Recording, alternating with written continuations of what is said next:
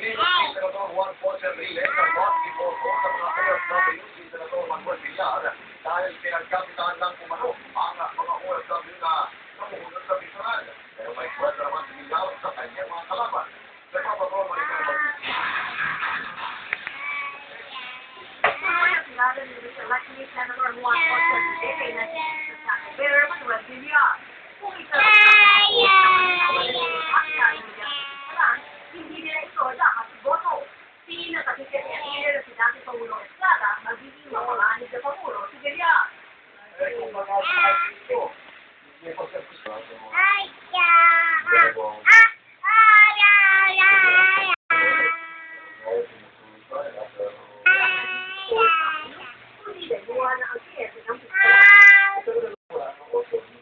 Natanggal.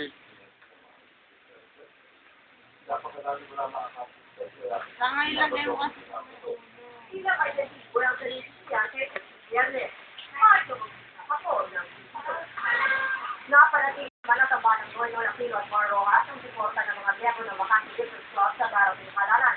Sinagot din sa akin ang mga kumalat na text na inatakin pa ng SLSC. Magpapatrol, riot sila. Masungit ang panahon, pero masayang dumating silang Senador Noynoy Aquino at Mar Rojas sa Batanes. Isa sa mga lalawigang magbigat ang maliit na voting population sa bansa. Dead ka na, Nyas. Nyas. Mula ang 5 hanggang 21 ng Abril, nangunguna pa rin si Aquino.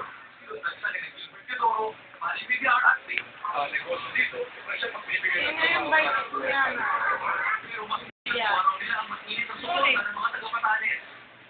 Sa mismong araw na ito noong 1988, sa dumalaw si dating Pangulong Corto ng ilog sa lugar na ito ay pinangalan pagkatapos sa kanya.